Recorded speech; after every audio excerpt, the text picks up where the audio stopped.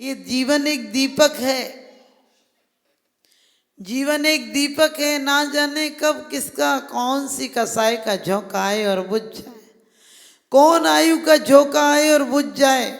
इसे बचाना है तूफानों से, आंधी से, और हो सकता है सीलन की तिल्ली हो तब भी नहीं जलेगा दीपक। हमारी मंद मंद भक्ति हो, मरी मरी भक्ति, हम कुनकुने पानी है, ना तो उबलते ही है ना तो जमते ही है, ना तो हमें पूर्ण वीतरागता आती है और ना पूर्ण राग आता है। क्यों? क्योंकि भोगी भोग नहीं पाता है, भोगने की कल्पना करता है। सच्चा भोग तो योगी भोगता है, जो एक बार छायक सुख, आपको छायक सुख मिल जाए तो नौ लब्धियां प्राप्त हो जाती हैं, वो सच्चा सुख भोगते हैं। अपन तो भोगते नहीं है, उसके पहले ही रोग चालू हो जाते हैं। आदमी कहता है अभी कमा लो बाद में खाएंगे, खाने का मौका कब आता है?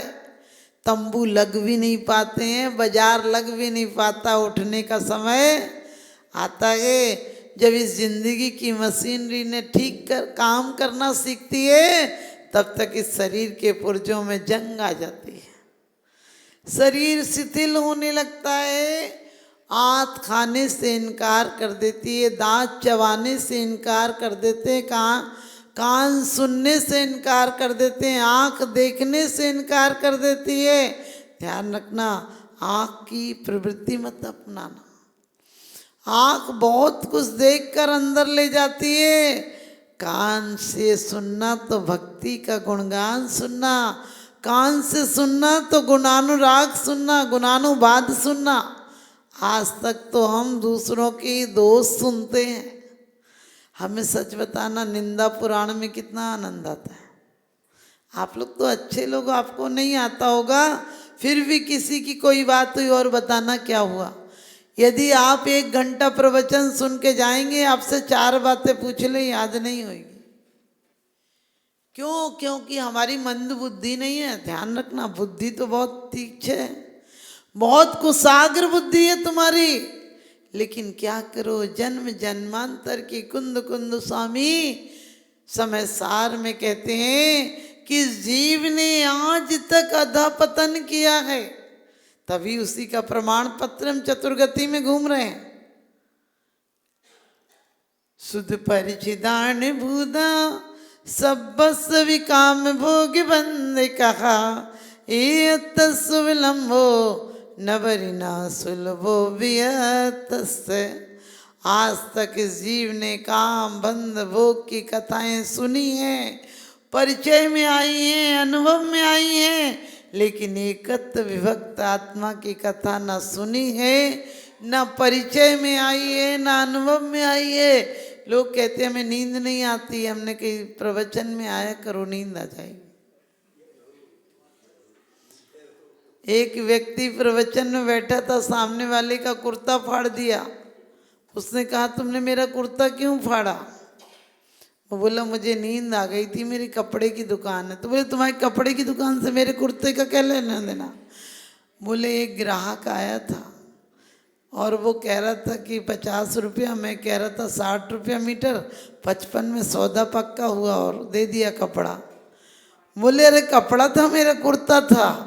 बोले 4 कुर्ते सिलवा दूंगा, चिल्ला मत मंदिर में। तो बोला पहले तो ये बताओ मैं घर तक जाऊं कैसे? अपना कुर्ता उतार कर बोला ये पहन के चला जा, क्योंकि मुझे तो व्यापार की आदत है, मैं तो फटा भी पहन जाऊंगा तो चलेगा। सोचो आदमी जीवन में फटे पुराने, क्या वही सब, वही खाना, वही कमाना, वही जिंदगी, ऐसी तुमने थेगड़े के समान जिंदगी बना ले। लेकिन अपने जिंदगी को थेगड़े के समान नहीं, वस्त्र वो नहीं पहनो जो अनादिकाल से पहने हैं। मकान उन मकानों में मत रहो जो अनादिकाल से इस देह के मकान में रहते आए। अब इस बार तो उस विदेह के मकान में रहना है, एक बार विगत देगा इति विदेगा। हमेशा बिहार होता रहता है, इसलिए बिहार मान बंधु सभी पाप बाजे। जहाँ तीर्थंकरों का बिहार होता रहता है, इसलिए विदेह में अपन पढ़ते हैं विहर मान बंधु, विहार होता रहता है। विगत देहा वहाँ देह से रहत होते रहते हैं, मोक्ष वहाँ से प्राप्त होता रहता है। हम भी अब उस जगह जाएंगे जहाँ दोबारा एड्रेसों की जरूरत नहीं पड़ेगी, जहाँ से जाकर यदि हो सका 20 पर्याय में नहीं तो अगली पर्यायों में जब जन्म लेंगे तो ऐसी माँ होगी जो माँ भी अंतिम होगी और हमारा जन्म भी अंतिम होगा। आओ तो ऐसे आओ कि आना बाकी ना रहे, और जाओ तो ऐसे जाओ कि जाना बाकी ना रहे। मिट्टी पिटती गए तो गागर बनती है, और बूंद मिटती है तो सागर बनती है। जो समझते स्वयं को सबसे बड़े गए, वे धर्म से बहुत दूर अभी खड़े हैं। व्यक्तित्व को, अहम को, मद को मिटा दे, तू विश्व को सहज में प्रभु से मिला दे। देखो नदी खोती स्वयं को, तभी अमित सागर रूप पाते। जब बूंद भी अपने आप को, नदी अपने आप को खो देती है तो सागर बन जाती है, और वो अपने आप में कहे मैं तो कहीं नहीं जाऊंगी तो डबरा बन जाएगी। बिजली उत्पादन करना हो तो क्या होता है, पानी को कई मोटरें लगाकर उससे यंत्रों के द्वारा बिजली बनाई जाती है, उससे इस लौकिक प्रकाश होता है। लेकिन हमारे जीवन में यदि हम सद्भावनाओं के यंत्रों के द्वारा, समिति गुप्ती महाव्रतों के द्वारा अंतरंग से आना चाहिए। बाहर से हमने बहुत क्रियाएं की हैं। कल्याण मंदिर में कहा है कि आज तक भगवान मैंने तुम्हें देखा भी है, सुना भी है, पूजा भी है, तब भी मुझे सुख क्यों नहीं मिला? तो कह दिया आज तक मेरी क्रिया भाव सुन रखी है। आज तक सिर्फ हम शब्द पढ़ लेते हैं और अर्घ चढ़ा देते हैं। पढ़ने के बाद ये ललक नहीं जगती कि बस अब और कुछ नहीं। सच बताना, मंदिर भी सुपरमार्केट हो गया। मार्केट में जाओ तो बहुत पैसे ले जाओ तो थोड़ी सी चीज लाते हो, यहाँ तो मुट्ठी में जितने चावल होते हैं उससे ज़्यादा फरमाइशें होती हैं हमारे, और भगवान के नाम पर हम निराश और जीते हैं। एक महिला आई और उसके पति कहने लगे माता जी इनको बहुत दिक्कत है। हमने कहा क्या दिक्कत है?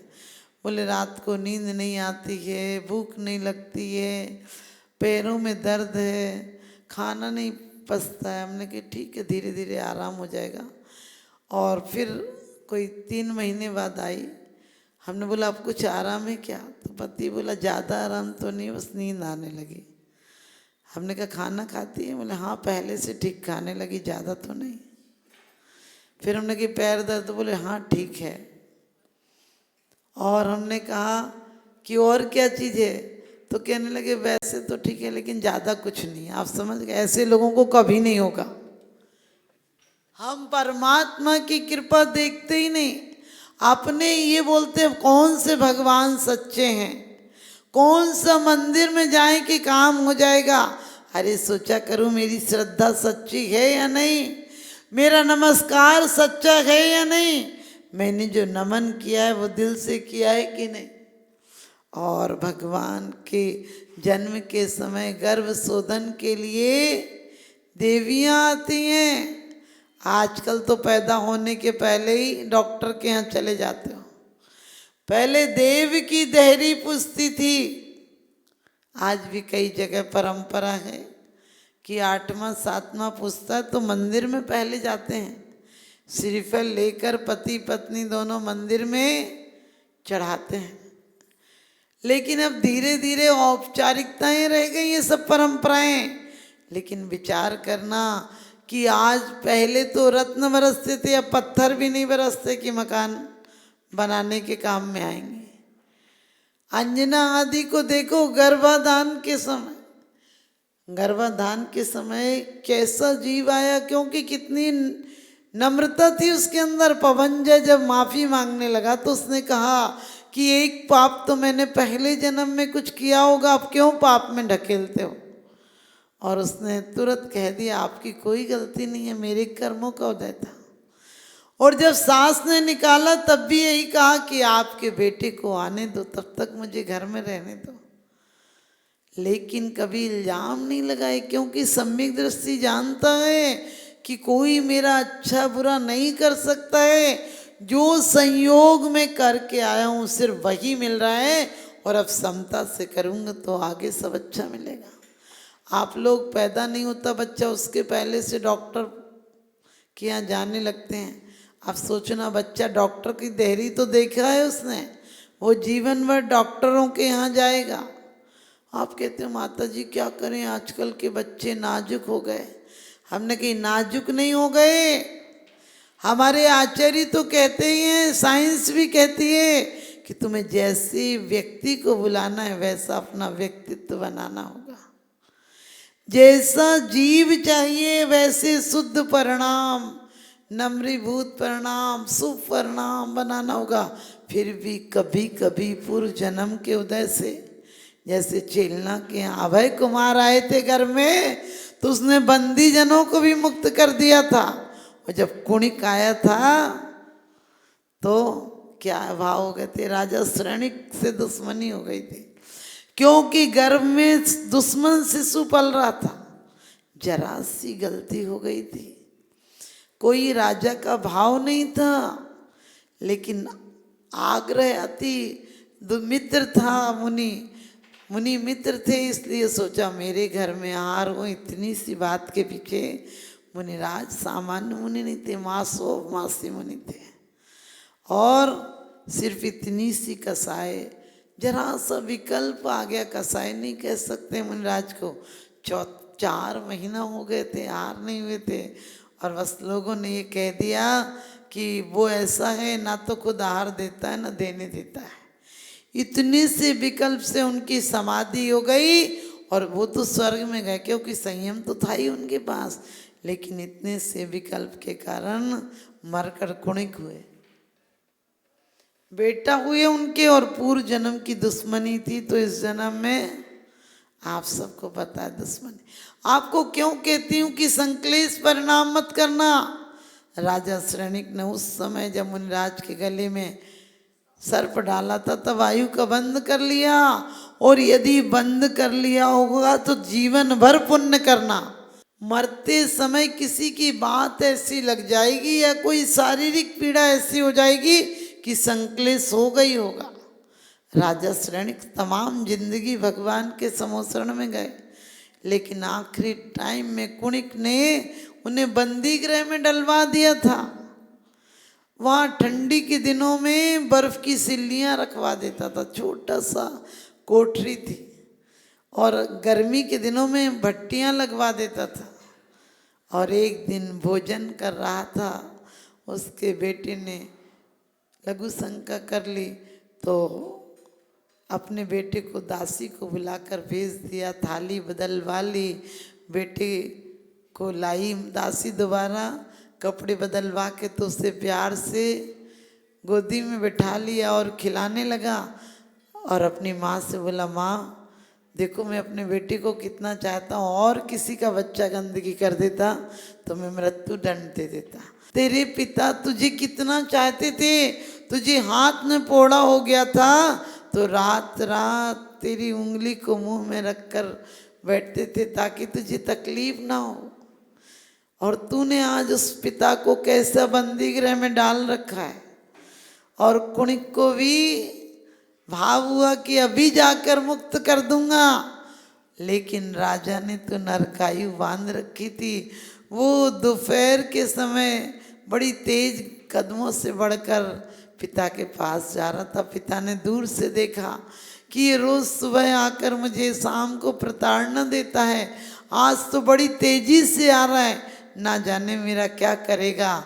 और इतना संक्लेश हुआ और घबरा के उठे, ऊपर कीलें लगी थी, वो कील लगी और तकलीफ से प्राण निकल गए।